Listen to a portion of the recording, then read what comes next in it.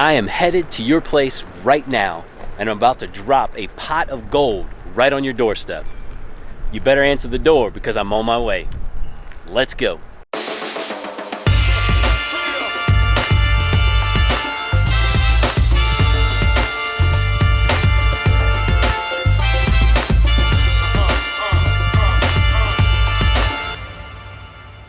What's up, tubulars? Welcome back to the channel, and if you are new here, this is a place where we help you elevate your creative endeavors. Now, today I want to talk about podcasting. Specifically, I want to talk about monetizing your podcast, advertising, and sponsorships. There are plenty of ways to monetize your podcast, but today we're going to talk about advertising and sponsorships. I'm going to be bringing you so much value. I'm really excited about this. This is almost like a masterclass, I think. Anyway, so there's a lot of information and I'm going to go through it so I hopefully can provide you with some value, some actionable steps. So let's preface a couple of things first. What we're going to be talking about is some high-level stuff. I'm also going to be bringing you into my workflow, like literally showing you the workflow in the editor on an audio setup, a pre-roll, so that's before the show, and a mid-roll, that's in the middle of the show. And I want to talk to you about why I did it this way, why I think this would be great if you tried to do something like this, because it really offers so much more value, not only for your listeners, but also for your advertisers and your sponsors. Also, too, I want to offer you some other options for advertising and sponsorships beyond just the audio read, because you may have already done some research out there and you've seen where there's been some posts or some videos saying like the CPM, so that means the cost per 1,000 downloads, can range from like 20 on the lowish end to 40 to 50 on the highish end, depending on the level of your audience, like how many listeners you have, how many downloads you have. And if you have a small show, you might think like, wow, that's not a lot of money. However, like I said, after we get into some of the behind the scenes, I'm going to pivot back into some other ways that you can create a much larger project fee for your advertisers and sponsors, offering them really like more value, but also offering you more as a content creator than just that CPM and that ad read, because there's so much more involved and it can offer more value to your community as well. So let's get into the high level stuff first. Let's get in here. I'm going to go through it as quickly as I can, but like I said, I want you to be actionable with this stuff. So first, before we get into the ad read, the behind the scenes, I want to talk about the things that are really important that you need to consider. I've had plenty of new podcasters out there, content creators that say or ask me, hey, I really want to monetize right out of the gates. I want to get this thing going so it's making some money. Now, I understand as a creator that I've been making money as a creator, but I didn't start there. Like, first and foremost, I think you just have to find your voice. You have to get good with your voice, hearing your voice, talking to whether it's a camera, the microphone, an audience. Like, you have to get comfortable with who you are, where you're coming from, your rhythm, your cadence, your charisma, or even just your seriousness. Whatever it is, like, you need to get comfortable with your voice first. Second, you really need to make sure that you're offering value in some way. Are you offering some insights, some inspiration, some information for people to take or to build on, some entertainment? Like, sometimes people just really want to be entertained. So what are you offering? Get good with that and make sure that that is what is happening. And of course, third, and I think first, you should be creating content, or like if you're a creator, like you're doing it because you love doing it. But third really is the community. Building community is everything. Now, I don't want to just talk about the vanity metrics that the advertisers and sponsors are like pining over. Like, that's what they want to know. Like, how many followers do you have? Like, what do the downloads look like? Yes, I understand that that is important, but I think what's more important is you creating that community, that authenticity, that value, that connection, that conversation. And so as a podcaster, you are like talking in a microphone and people are listening to it, and it's not about you like creating the content and then putting it out there and saying, okay, I'm done. First off, as a podcaster, you need to have your own website. You need to have a platform where you can create show notes and a place like highlights for your community and a place for people to engage. Now, there's also something that I need to bookmark or earmark or whatever when it comes to your website, because that's going to be some value that you can offer your sponsor or advertiser. when you have that website, this is a place where you can create engagement because, like I said, if you use something like a WordPress setup, people can comment in a comment section.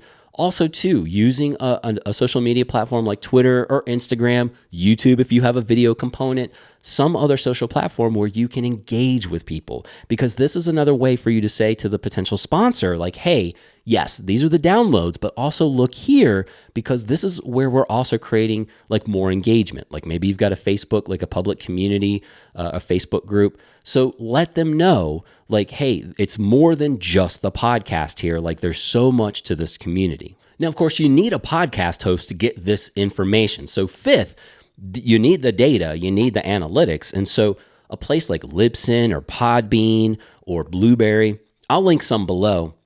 But what I can tell you is that you want to make sure that you have a podcast host that's going to be able to give you that information of, okay, what is the demographic? Who are your listeners? Male or female? Where are they primarily? Which countries are they accessing from? Are they accessing from iOS devices, Android devices, on computers? Where are they coming from? What kind of apps are they using to access your podcast? This is where the podcast host is really important so that you can actually get those analytics. And that's based on the tier that you may have for your subscription with your podcast host and how much information they give you, but you want that information. Now, let me talk about something that I think that's really important, and that is a media kit.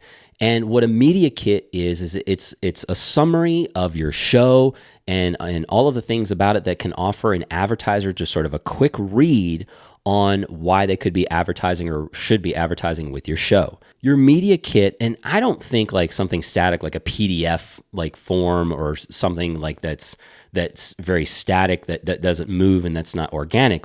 I think putting your media kit online on your website specifically is extremely important and a great way to continue to update it, right? First and foremost, what your media kit should have is the about the show. What's the summary? What's the show about? What are we doing here? What value or entertainment or insights are we offering? So a little bit of a backstory of maybe why the show was started, who was behind it. Those are important things to an advertiser and a sponsor. And then we talk about the production. So what I mean by that in the production is, how is the show produced? Meaning, how is it released? Where is it released? Are you on Spotify? Are you on iHeartRadio? Are you on, Apple Podcast, iTunes? All of these platforms, are you just blasting it out everywhere? How can people access your podcast? How often is your podcast actually released? So are you a weekly show? Are you a seasonal show, where you might do 5 to 10 episode runs and then you do that each quarter of the year? And that just kind of gives people some perspective about how often the show is launched and, how long is it? Is it a 30-minute show? Is it an hour show? And, so like I said, it just provides some context. Also, who are the hosts and the guests? So who are you as an individual, as a host? Are you someone who has written books, ebooks? Are you a speaker? Are you a consultant? Are you some type of expert? You could be providing that value, right? You're providing value on your podcast, but your advertiser may align with who you are as a brand, not to mention who your guests are. So if you're a show that you're interviewing people, they may be oh yes, we love the guests that you have on this show. We really do think that this partnership could be very productive for both sides here. And then of course, what are listeners saying? So if you have a website, are people commenting and providing you feedback? Or iTunes, Apple Podcasts, are they reviewing the show? Pull that information, into your website, into your media kit to show a potential sponsor, this is what people are saying. They love the show. This is what's happening. And then, of course, another thing to really help out a potential sponsor or advertiser is a promo clip. Because I'll tell you what, they don't have time to listen to your entire show unless somebody just really loves your show and is hey, I have this company and I really love your show. I would love to partner with you in some way and put some ads on your show. But really what it comes down to is a 30 to 45 second, maybe even a 60-second promo, depending on your type of show. What is your show about? It can be a clip, a summary of your show, something that is quick and to the point. Now, as I said, I do want to offer up some other ways that you can offer value to your potential sponsors and advertisers, but I want to get into the ad read. So what we're going to be doing is a pre-roll ad, and then we're going to be doing a mid-roll ad, so in the middle of the show. And I really like the way that we had decided to do something like this because, listen, on a podcast, you're really having a conversation. And instead of some like boring ad read of like reading it off like a piece of paper or a script, I like the fact of having a conversation can really offer more value, not only to your community, because it feels less like an ad read and it's more like a conversation. And so I'm going to break some of this stuff down. We're going to get into it. I'm going to show you the workflow, and I'm going to give you the reasons of why we did it this way. So let's get in. Okay, so what we have here is an ad read, and what happened is that I had a conversation with the founder of this company, and this guy is an amazing dude. I really respect what he's doing here. He's involved in a lot of things, and what we did was we had about a 18 to 20 minute conversation. And I just wanted to kind of loosen him up and talk to him. And I've interviewed him on a podcast before, so I knew his personality. I knew about his brand. So I already had some backstory there. But what I wanted to do was just have that conversation. And then what this is right here is I literally cut the clips up from that conversation to do about a 60-second pre-roll. So this one doesn't have any music. It's just like us talking. But let's get into it. I'm going to break it down for you and the reasons why I did this and some of the things to think about. Before we get into the show, we'd like to take a moment to thank today's sponsor, Nobby Socks. Here, let's see what Brian Park, the CEO of Nobby Socks, has to say. This isn't really a hipster brand. There's some real benefits behind that. Is that correct? Yeah. So this isn't just like handlebar mustaches, like temporary tattoos or something. These are 15 to 20 millimeters of compression on these compression socks, which has been found to be the most effective for most healthy people. And that prevents fatigue, prevents swelling. If you have pain from standing or sitting long hours, whether it be on an airplane, at a desk, or as a nurse walking around a unit all day, these socks will help prevent pretty much all those symptoms. Oh, and including, very important for many people, it also prevents varicose veins and spider veins. So it actually keeps your legs looking healthy in addition to feeling good. Better looking than a handlebar mustache? Nobby Socks. They're fun, fashionable compression socks designed by nurses and made in the USA, using an FDA-registered patent to give you the best quality compression socks on the planet. Find out more about Nobby Socks at nobbysocks.com. All right, so I really had a lot of fun with that ad. And so this is the pre-roll. So what we did is I introed Brian as the CEO. He's the founder of this brand. And, that kind of gives you some context of who this guy is. And then we kind of went with something sort of fun because his socks, and I'll link all this stuff up, and I don't get anything from it because this was stuff that we had done a couple of years ago. But what I wanted to say is that, I thought it's a fun brand. I love everything behind it. So we talked about something kind of funny. I sort of introed it that way.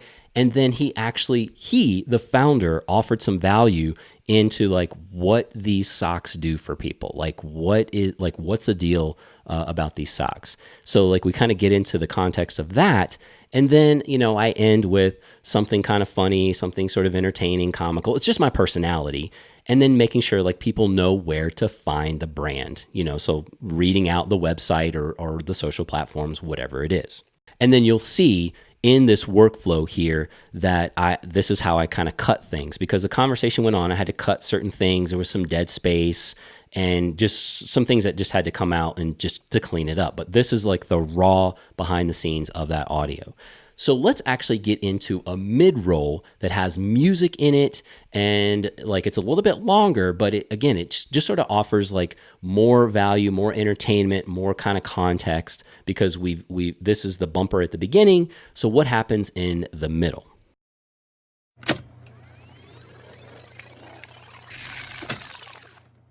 Pardon the interruption, folks, but we wanted to take a moment to thank today's sponsor, Nobby Socks. Nobby Socks are magical, but we had a chance to catch up with Brian Park, who apparently is also magical. This is what he had to say. So there is science behind this. We know that, but they seem very magical. And you yourself are magical in some way. Is that correct? Absolutely true. So there's something to be said about when someone, I'll just speak for myself. I used to be a nurse, and when I stopped being at the bedside as a nurse, there's something really like missing in my life that person-to-person communication and being able to help people so intimately. I was missing that, and it really felt like there was this gap in things, and it was something that really made me happy. So here in Chicago, there's a nonprofit called Open Heart Magic, and they teach and sponsor magicians to go to the local pediatric hospitals and do one-on-one magic with the kids there. So it's actually strangely enough, it's a very intensive 3-month program where you get trained as a magician. A lot of people fail because you do have a weekly test, skills test, but I made it through. And for the last year and a half, almost 2 years now, I've been going to local pediatric hospitals every Saturday and spending about 4 hours doing magic for the kids there. Knobby socks. Those vibrant colors are going to have a hard time magically disappearing in your laundry pile. And if by chance they are starting to disappear, you might want to check the other members of your household to see if they've snagged your socks. And if so, get them a pair of Knobby socks. You can find out more about Knobby socks at knobbysocks.com. That's NABEE socks.com. Okay, so now we got a little bit more intimate detail about Brian. I mean, he sounds like a pretty cool human being, and he really, really is. I mean, the fact that he volunteers his time as a magician at a children's hospital, this was just something that he was interested in. Yes, he has a nursing background, but he literally, whatever spare time that he has, that he's not working on his business or travels, he will go to this children's hospital and do magic. And like, okay, I already want to buy from this guy because I think he's just an amazing human being. But that's the thing, folks. Those are the things that you need to be thinking about. Like, what's the behind the scenes or the backstory? You may be working with a startup or a brand that has something very interesting. And listen, you're a podcaster, right? Instead of doing that bland, like, audio read, like, do what you do as a podcaster. Interview someone. It could be somebody that's in like finance or accounting. It could be the CEO. It could be the reception. Like, if, as long as the brand is like really cool with this, and obviously like you would tell, like, you know, give this to them and say like, is this okay to put on the air? But do something fun and fresh and exciting instead of just like your voice. Offer some like layers of context here with the potential brand. Now, so I did tell you I wanted to offer up some other ways aside from that CPM, because again, you probably have a small show, many of you out there, and think like, there's no way I'm going to make any money because I barely get 1,000 downloads in like 30 days, or maybe even have less than that. Talk about the website. Okay. So we've got the CPM, which may be like low, could be like 20, 30 bucks. Like I said, it's not a lot of money per the 1,000 downloads within 30 days.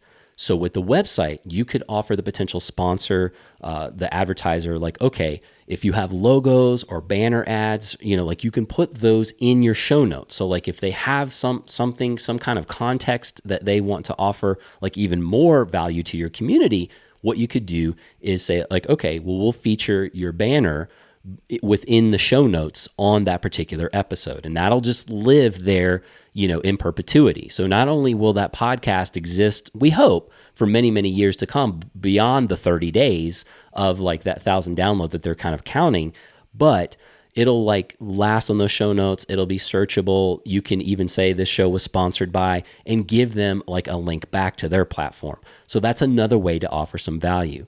Also, what I recommend for your community, like to advocate for your community, is ask the brand, like, what kind of promos can I offer like my community? What kind of like discount can I offer them? Because again, that could be another way for you to generate value for the community, but also like it's very intriguing to them to say like, oh, okay, well, everybody likes a discount. We offer discounts, and this is also a better way to offer up some like opportunities for conversion.